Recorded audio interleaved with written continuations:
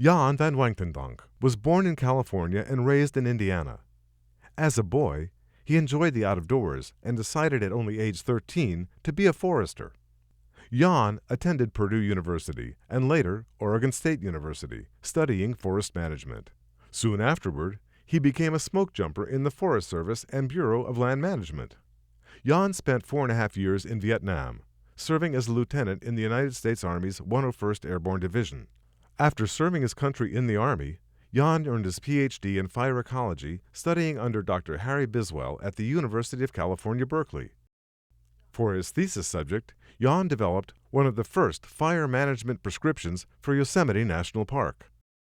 Jan started working for Yosemite in 1972 and, after a well-noted 36-year career, retired from the park in 2008. Looking back at his successful career, Jan credits and pays homage to his teacher and mentor, the scientist and scholar Dr. Harry Biswell. Jan explains how Biswell's concept for maintaining robust fire management programs are still excellent tools, especially for our 21st century fire managers. Well, he was inspirational. He was very, well, not subtle wouldn't be the right word, but his inspiration came from just being with him rather than him out there pontificating and doing the saying this or the other thing. He would just go out and show you things, and you'd walk through the woods and he'd break that branch and dig down the duff and do these things that were just you'd learn by watching him and by just being with him. Mm-hmm. I would go back to the walking out in the woods routine that Dr. Biswell did, and that got me initiated. Because what he was doing was taking people from all walks of life. The people who attended those workshops were not just fire ecologists or students or academics. There were people from California Department of Fire, Forestry and Fire Protection. There were the Forest Service people. There were suppression people. And they'd all hang back in a group and shake their heads and mutter under their breath, that this guy's crazy. But they saw what was on the land, and they heard what was being said. And I think that a lot of those people did finally see the light, if you will. In fact, even today, people will come up to me and say, "You probably don't remember me, but I was in that field trip with Dr. Biswell in Yosemite, and I really learned a lot." I have people say, that changed my career, those things. So I would continue doing that. It makes when you see it on the land, it starts to make sense. And I think that's, people always ask, well, what's the public think? And again, when you explain the basic ecological rationale for the program, the public sees it. Our biggest detractors have been fire suppression people and foresters.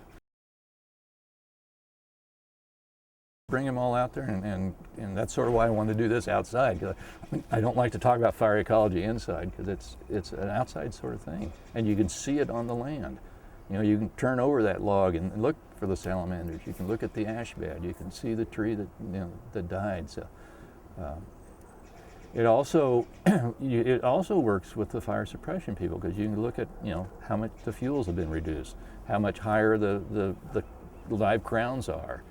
Those sorts of things, and they can say, oh yeah, that'd be a lot easier for me to fight a fire, should I have to, in this forest that has been treated with fire than in this other forest.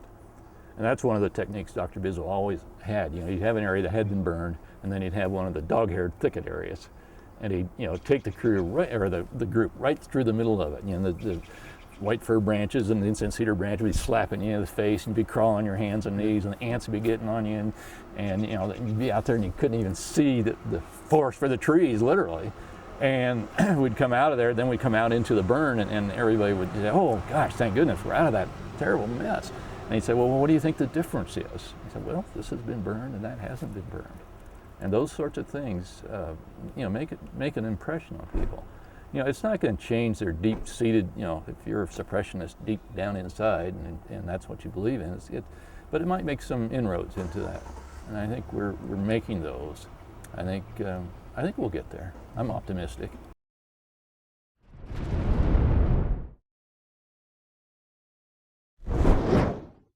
It's obvious how 36 years of fire ecology work in Yosemite National Park was far more than a paycheck for Jan van Wagtendonk. In the first-person Smokejumper stories that follow, his jumper stories, you will hear the beginnings of his passion for fire and the land, and his strong commitment to both. There's the story I like to tell, and maybe the question was, was there something in your fire suppression experience that got the thoughts going? And there are a couple fires that I had when I was a smoke jumper, and these are jump stories, of course. But we were on a very small fire on a narrow ridge on the Umatilla. We'd actually jumped into Washington and had to walk into Oregon to fight the fire. It was burning in oak brush, but there was one ponderosa pine tree, a beautiful, beautiful big ponderosa pine tree. It must have been at least 4 to 5 feet in diameter, and which was the only resource value I could see that we were protecting.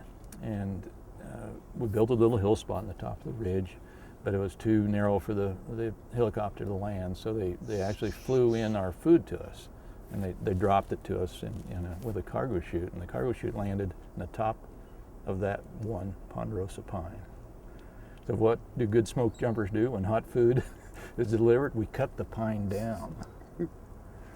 And at the time, I was hungry. There's hot food, and I was a firefighter, and doing my thing. But it really, I started to think about that, and I said, what were we doing? We were out there to protect the resource, and the only thing we did was cut that one tree down that had value. We haven't really done anything. It was very, very peculiar, and I think that resonated. Not at the time, but I think over the years that experience resonated with me. The other one was a fire in Alaska, and they flew. It was way, way down in the southwest part of the state. And they said, "Well, we don't know exactly where the fire is, but we'll drop you out here." And so there we were, and we'd seen where it had burned. It was burned. The flame lengths maybe an inch. The birds would move, off their nest while the fire went by, and then come back onto their nests. We tried to get to where the front of the fire was, and we couldn't even get to it, walking over the tundra. And then the place socked in, and then we had to sit there for 4 days waiting for the helicopter to come get us. And again, the futility of what we were doing just resonated with me. We're out here, spending all this money, and the bird is just, oh, there's the fire, get off the nest, go back on the nest afterwards. It really, again, was one of those experiences that got my mind to thinking. So that during that period of time when I was contemplating my career, I think that's really, why do I want to study fire ecology? I think is that kind of experience just drew that out in me. And I love telling those stories because they're really emblematic of what we do in the fire management community.